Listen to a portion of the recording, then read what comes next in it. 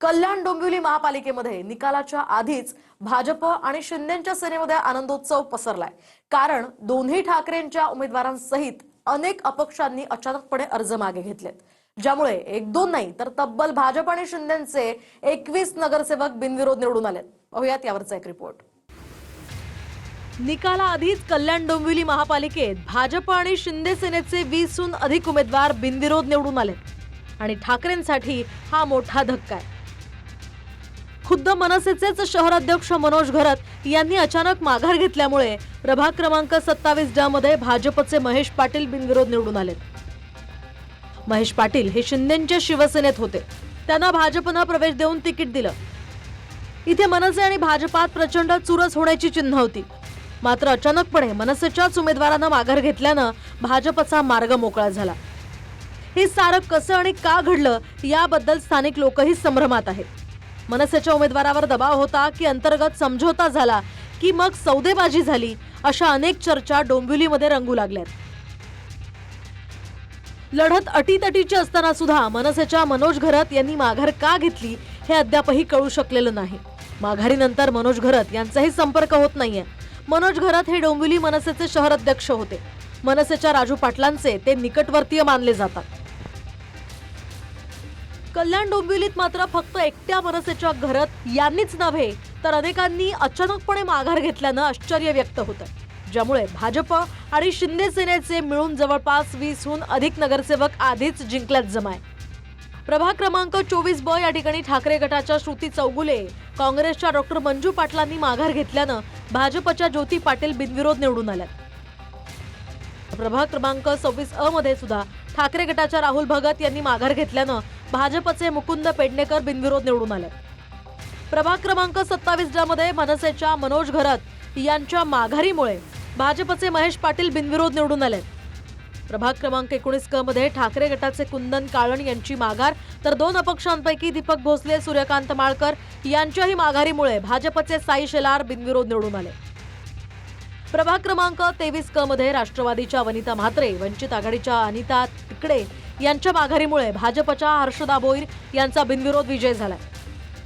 तर प्रभाग क्रमांक 23 मध्ये राष्ट्रवादीचे शशिकांत म्हात्रे, काँग्रेसचे लक्ष्मण अंभोरे, आरपीआयचे पंचफुला शेळके आणि अपक्ष निलेश मोरे यांच्या चौघांच्या माघारीमुळे भाजपचे जयेश म्हात्रे हे बिनविरोध विजयी झाले। प्रभाग क्रमांक 23 मध्ये ठाकरे गटाच्या धीरेंद्र भोईर यांच्या माघारीमुळे भाजपचे दीपेश म्हात्रे बिनविरोध निवडून आले। तर प्रभाग क्रमांक 30 मध्ये तब्बल 6 अपक्ष आणि राष्ट्रवादीच्या एका उमेदवारीच्या माघारीमुळे भाजपच्या रवीना माळी बिनविरोध निवडून आल्या। प्रभाग क्रमांक 19 मध्ये ठाकरे गटाच्या शीतल ठोसर यांनी माघार घेतल्यामुळे भाजपच्या पूजा म्हात्रे या बिनविरोध विजयी झाल्या। तर प्रभाग क्रमांक 19 मध्ये मनसेच्या काजल पाटलांनी माघार घेतल्यामुळे भाजपच्या डॉक्टर सुनीता पाटील या बिनविरोध निवडून आल्या। दुसरीकडे प्रभाग क्रमांक 24 मध्ये ठाकरे गटाच्याच प्रियंका पाटील यांनी माघार घेतल्यामुळे शिंदे गटाचे रमेश म्हात्रे बिनविरोध निवडून आले। तर प्रभाग क्रमांक 24 मध्ये मनसेच्या नीलम दाभोलकर, काँग्रेसच्या डॉक्टर मंजू पाटील यांच्या माघारीमुळे शिंदे सेनेच्या वृषाली जोशी बिनविरोध विजयी झाले। प्रभाग क्रमांक 24 मध्ये मनसेचे अश्विन पाटील, अपक्ष अर्जुन प्रसाद मौर्य यांच्या माघारीमुळे शिंदे सेनेचे विश्वनाथ राणे बिनविरोध निवडून आले। तर प्रभाग क्रमांक 28 मध्ये अपक्ष मोहिनी जाधवांच्या माघारीमुळे शिंदे सेनेच्या ज्योती मराठे बिनविरोध निवडून आल्या। प्रभाग क्रमांक 11 मध्ये ठाकरे गटाच्या सुशीला माळी, शरद पवार गटाच्या शालिनी ठमके आणि अपक्ष उमेदवार दर्शना निचळ यांच्या माघारीमुळे शिंदे सेनेच्या रेश्मा निचळ या बिनविरोध निवडून आल्या। कल्याण डोंबिवली महापालिकेत एकूण 122 जागांपैकी 62 जागांचं बहुमत आहे। त्यापैकी भाजप आणि शिंदेचे 20हून अधिक नगरसेवक निकालाआधीच विजयी झालेत, त्यामुळे युतीसाठी बहुमताचा आकडा फक्त 42 इतका उरलाय।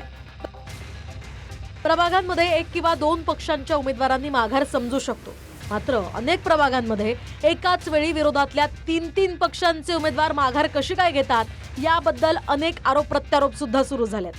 निवडणुका लढायच्या आधीच जर जिंकायची असेल तर घेता कशाला ना।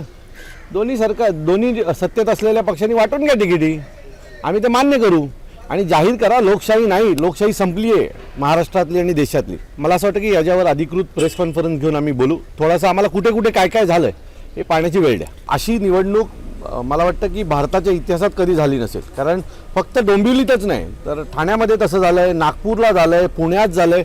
एक पॅटर्न तयार केला आहे सरकारी ह्यांनी की सतत लोकांना ऑफर देणं आणि त्यातून मग जागा निवडून आणणं. त्यांनी कमजोर माणसांना पकडलं आणि कमजोर माणसांकडनं या सगळ्या गोष्टी करून घेतलेल्या आहेत. लोकांना आता विकसित महाराष्ट्राकडे जायचं आहे, विकासाची बाजू स्वीकारायची आहे. त्यामुळं अनेक उमेदवार अनुपस्थित झालेले आहेत. त्यामध्ये ठाण्याचे अनुपस्थित झाले.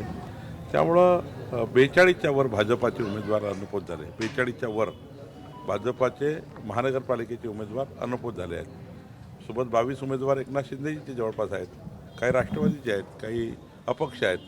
त्यामुळं असं एकच नाही की भाजपाचे झाले आहेत, शिवसेनेचे झाले आहेत, राष्ट्रवादीचे झाले आहेत, काही अपक्ष झाले आहेत. त्या भागातल्या विकासाचा विजय असतो. अपोजिशन पार्टी आता गालबोट लावत असतं. सुनील जाधव, TV9 मराठी, मुंबई.